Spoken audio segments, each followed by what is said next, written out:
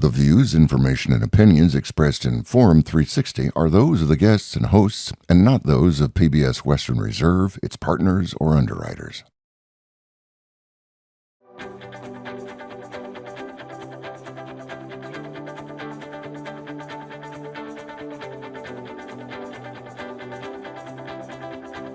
And hello and welcome to Forum 360. It's our program featuring topics with a global outlook and then a local view. Today we're going to be talking about civil engineering and how governments, county governments get involved in engineering and the role of county engineers. Today, I'm your host, Bill Stephen Souse, and our guest is Andy Conrad. Good morning. Good morning. And you are involved in civil engineering, but you're also surveying. The role of a county engineer, very extensive, but a hard-working profession. So tell us a little bit about the background of your involvement as a county engineer. What got you started? And then we'll talk a little bit about the office and profession. So I'm Andy Conrad, I'm the Medina County engineer. And a lifelong resident of Medina County, and growing up was always more of an outdoors person, and you know, math came pretty easy, so engineering was a good fit for me. Right. I have 3 older brothers, and 2 of them are mechanical engineers, and I couldn't sit in the office all day. I like to be outside, so civil was the discipline I decided to go into. And I went to the University of Akron, civil engineering, and to become a county engineer in Ohio. We're the only state that requires the county engineer to be both a licensed professional engineer and a licensed professional land surveyor. Oh, surveyor also. So I'm a land surveyor as well. So at University of Akron, that is a 4-year degree to get your civil engineering degree, and then going back and getting a 2-year associate degree in land surveying. And then you have to work as an apprentice as such for 4 years in both. Right. So it's 6 years of schooling, 8 years of practical land experience before you can sit to take the professional licensing exam. So my wife says I'm crazy. I should have become a doctor. It would have been quicker. So it is involved. It is involved. Getting educated as an engineering professional. Civil engineer especially. Tell us a little bit about the history of engineering for what we call the county engineer in Ohio. It started back in the early 1800s, right? Yeah, the state of Ohio became a statehood in 1803, and at that time they granted, I think it was the courts the role of appointing a county surveyor to help with the land division as we're coming across, developing as a state.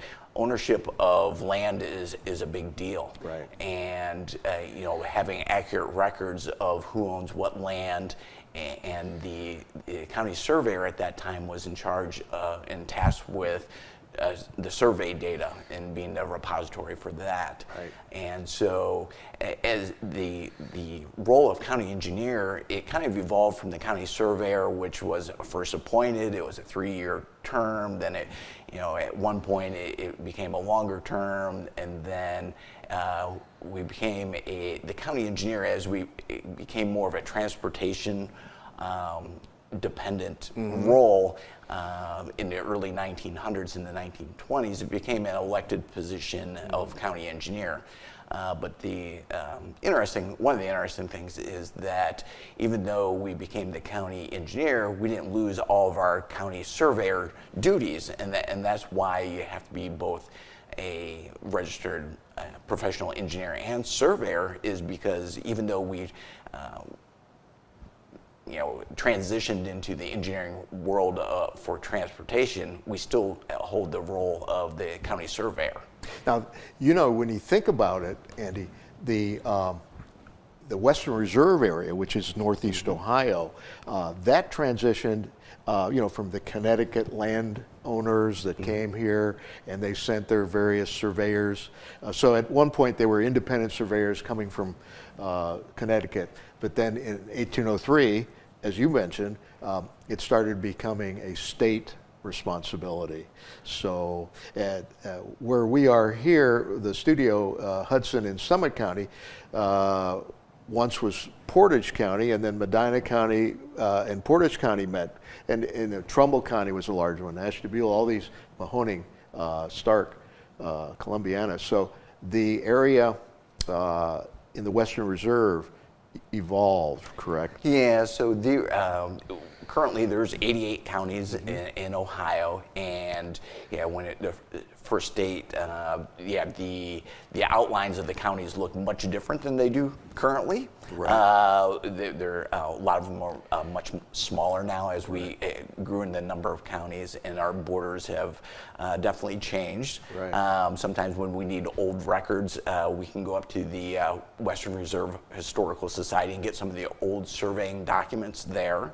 Wow. But sometimes we do need to call on some of our neighboring counties because they may have some of the records that were originally part of Medina County but are now in some of the adjoining counties.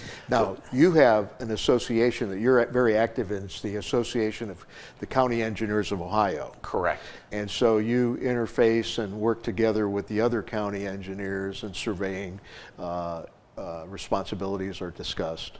Are there any issues that in the last, since you've been active, that you think are important to discuss? Well, wow, how much time do we have? A couple minutes. Let's do two. Okay. No, there's lots of things that are very important as far as things coming through our association. Probably one of the more hot topics isn't surveying related, but more bridge related.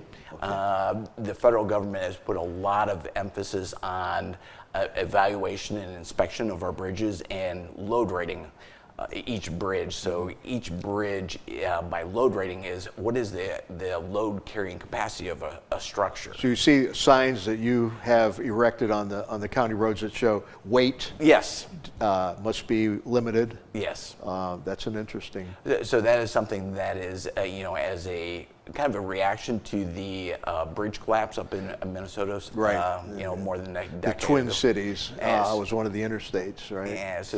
So that is something that has been a focus for our office in dealing with our County Engineers Association, is making sure that we're, as a state, each of the counties are compliant with the federal regulations. So that's something that we actively work on all the time. When you study or look into the role of county engineers and the profession, county engineers, it often talks about developing and improving the infrastructure of the county.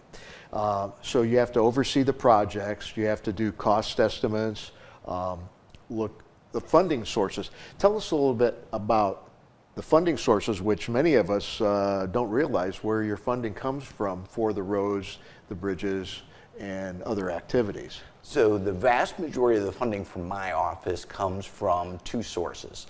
The first being the gas tax. Gasoline tax? Gasoline tax. So when you fuel up your car, there is a percentage of the cost of per gallon that is a state of Ohio tax, and then also a federal gas tax. And so when the state tax gets distributed, goes down, it's collected as a whole and is redistributed back to the counties, and we get an even percentage of that. The municipal governments get some, ODOT gets some, but then the federal gas tax, we get some of that funding back through our municipal planning organization, which is a 5-county group called NOACA up out of Cleveland, and we get some federal funds through them. But and the second source of income for me, the larger percentage, is through your automobile registration fee, which is basically your license plate. Your license plates, and that's based on, varies. and that comes that's specific to the county, so it's not like you're sharing that evenly. So the more populated your county, the more vehicles, the more revenue that typically comes into your county based on the license plates. Right. Now, in certain areas, you have authorities that are above you. You have to deal with the community standards of each county. The county commissioners or the county council set some of the standards. And so do you have to continually be in communication with the commissioners and of course the state legislature too? So there is, we deal with, our office deals with all branches of government at all different levels. From, we work with our state legislature to look at different laws that could enable us to do our jobs more efficiently And improve the so infrastructure. a few years ago there was a bill that was passed into law that increased what's called force accounts. And force account is using county employees, my employees, to do work because it is capped at a certain dollar threshold. So anything over that dollar threshold, we have to put out for public bid. And so we were, it was capped at a pretty low dollar amount that I couldn't replace anything more than like a small culvert. And here about 3 years ago, they increased the force account limit. Now I can use county forces to more efficiently and more economically replace small bridges, do a little bit more paving. It's just something that it's a tool in our toolbox that we can save some taxpayer dollars by using our own forces to do that type of work. I mentioned earlier about you would have to, with your staff and maybe other input, look at the viability of projects and how long projects might take and timelines. So typically, let's say you need to improve a bridge or improve a road. How long in advance do you and your staff have to work to get that ready? So just for a little bit of background, under Ohio law, Ohio is a little bit different in a number of areas. One of them being that we're required to inspect each of our bridges annually, every year. And in Ohio, a bridge is considered anything with a clear span of 10 foot or more. Okay. So that could be two 48-inch round pipes with 2 foot in between them. That is considered a bridge in Ohio. Okay. And the bridges on the county and the township roads are my responsibility to inspect annually. And so we're looking at those every year. And there is a rating scale that you give an appraisal number. And so we are every year looking at what our infrastructure, what kind of condition it's in, and we're applying for funding. It may be 5-6 years out that we're applying for funding based on current conditions, so that we have funding coming in when the structure is at end of service life. So we're looking at a 5-year pavement plan. So we're looking at in Medina County we have just under 325 miles of county road that we're responsible for maintaining and resurfacing. So we'll go out and we have a 5-year plan of roads that we're evaluating, that we're trying to assign a year for reconstruction on. And a lot of it is based on what type of funding we may get grants from the state or from the federal government. So the timeline can be pretty wide and varied. If we're doing it with local funds, it may be something that we'll do next year. Our topic is the role of the county engineer. We've been listening to Andy Conrad, who is the Medina County engineer, one of the counties in our Western Reserve, Northeast Ohio region. And I'm your host, Bill Stephen Souse. This is Forum 360. And again, we're talking about the role of the county engineer working within the government. Again, Andy Conrad, you're both a professional engineer, civil engineer, and a professional surveyor. And this is a requirement, correct? In Ohio. In Ohio. In Ohio, like I mentioned previously, we're a little bit unique. We're the only state that requires you to be a land surveyor in addition to being the professional engineer. And we're the only state that the position of county engineer is elected. Right. So that is somewhat unique to Ohio. Now, overseeing surveying operations, that's usually the beginning of changing in areas for zoning and various things, and roads and bridges. So overseeing a surveying operation, what do you have? Who do you deal with? So we deal with a lot of different facets for surveying. From one of the remaining functions from the original county surveyor position is the county engineer is the by statute is the county tax map draftsman. Mm-hmm. So we're responsible for maintaining the tax maps, which is what the county auditor uses to assess taxes. Right. So if you look online, my tax map office, we have a electronic representation of the tax maps there that you can see your parcel lines, your property lines. So we deal with the county auditor, the county treasurer. Mm-hmm. We have conveyance standards that we review land surveys for accuracy. We look at the deeds to make sure that they're clearly defining what property they're transferring. Right. So we're dealing with townships on zoning issues. So the county planning department, there's just a lot of different agencies that are involved with that end of things. And Andy, when your crews go out to do a surveying to get a project started, typically how many men or women go out and do those type of jobs? So we run in our office, we have a 2-person survey crew, okay, typically. We have modern equipment, we have GPS, and we have different things available to us, and it depends on what the job is. Sometimes we're surveying the center line of the roadway to establish boundaries. Mm-hmm. Sometimes we're doing what's a cross section, which is getting an elevation and topo of the center line, the road, the edge of pavement, the shoulder, the ditches for, say, a bridge replacement. Mm-hmm. You have to know what the existing conditions are so you can design the bridge replacement.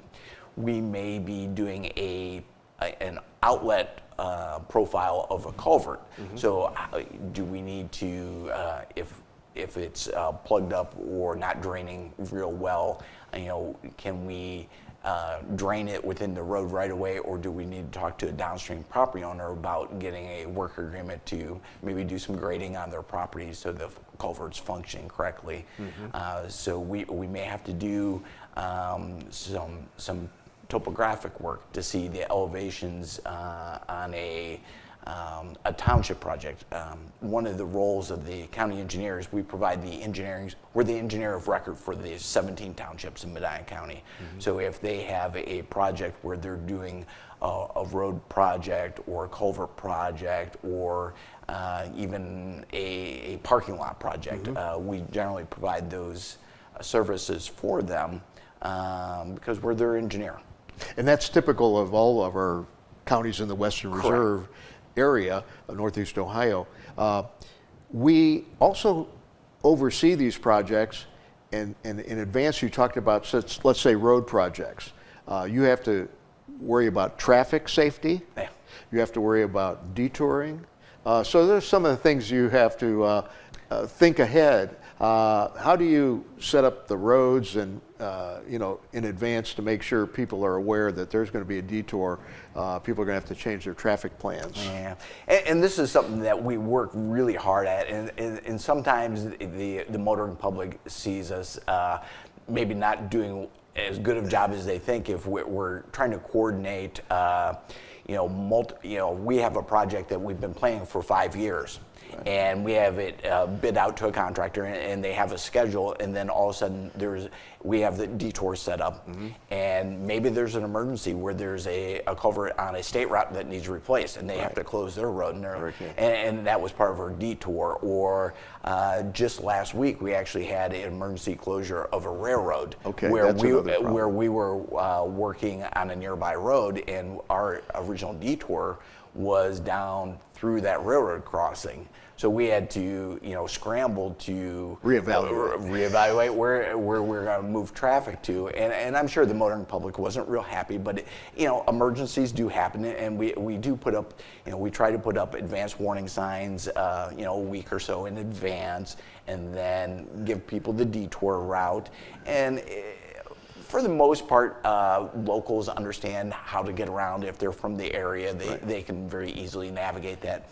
It's a lot of the out-of-town folks that are a little bit more dependent on the detour routes. And you see here in Summit County, your colleagues here, the orange barrels. Yeah. There are probably more orange barrels in this county, or maybe Cuyahoga County, because of the multiple roads and highways and bridges that are being worked on.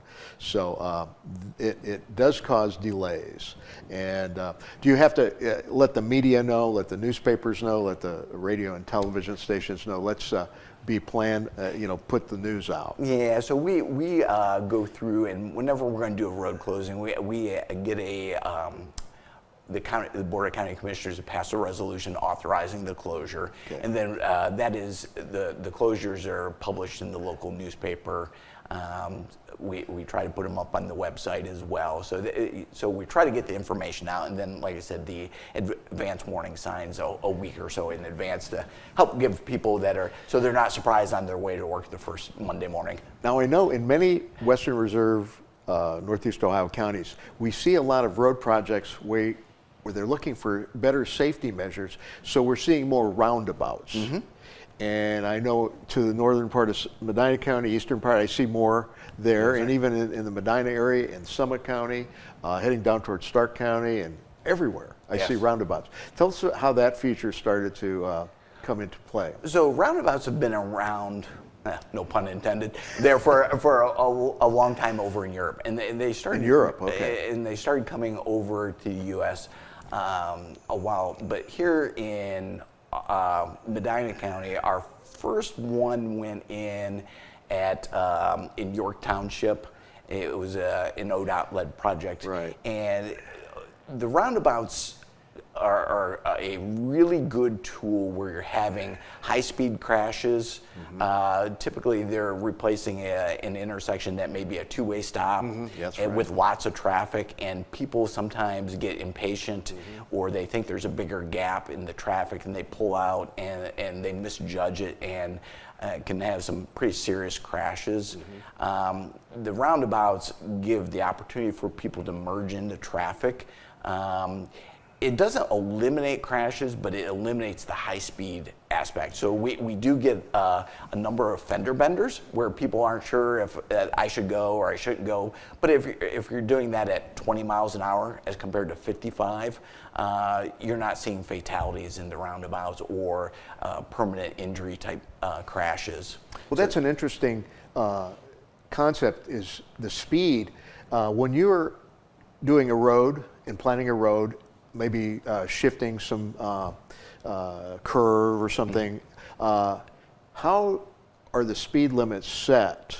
And we typically see 55, 45, 35, 25. Okay. So how do you, as an engineer, and your department, each county engineer has to figure out what is safe for that area? So there is a very specific set of criteria for setting speed limits. Speeds. You have to perform a speed study. Mm-hmm. And one of the things that is a great misnomer is we get residents that call us all the time and say, "Hey, I want you to lower the speed limit on my road." Well, I can do the speed study, but I have to submit it to the Department of Transportation because ODOT is the one that actually authorizes a speed reduction on a route. So I can do a speed study, but it has to be approved at the state level. Right. And it's based on a number of criteria as far as the prevailing speed, how developed area, number of driveways, the vertical alignment. There's a number of factors that go into it. And so we collect all that data, and you can use a spreadsheet to see what the speed limit should be, and then we can submit that down to ODOT to see if we can get it journalized and get a speed reduction. And then, of course, the Ohio Highway Patrol and the State Patrol and the county sheriffs and the township police and the city police have to enforce it. And sometimes they will give you feedback.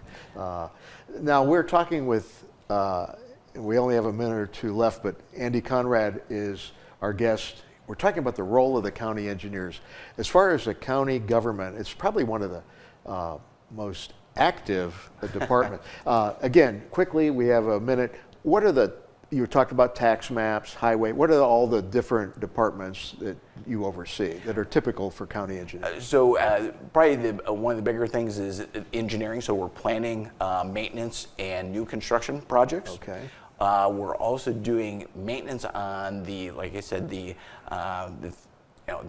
all the roadways that we have, and that includes the snow and ice removal, vegetative control. You'll see us out roadside mowing throughout the summer months. So highway maintenance. Yeah, and highway maintenance as far as striping the roads. Right. Just anything within the road right of way that's happening. Typically, that's either being done by our county forces or by a contractor that we're involved with. Very good. Well, we have learned a lot about the role of the county engineers. People can check with their own counties in the Western Reserve area here in Northeast Ohio. As Andy mentioned, we have an association of county engineers of Ohio. Andy's active in that. So contact your local county engineers if you have any questions. And I want to thank you for being a part of our Forum 360 to let the public in Northeast Ohio know what a county engineer does. Thank you so much. I appreciate it. Thank you very much. You're welcome. Forum 360 is brought to you by John S. and James L. Knight Foundation, the Akron Community Foundation, Hudson Community Television, the Rubber City Radio Group, Shaw Jewish Community Center of Akron, Blue Green, Electric Impulse Communications, and Forum 360 supporters.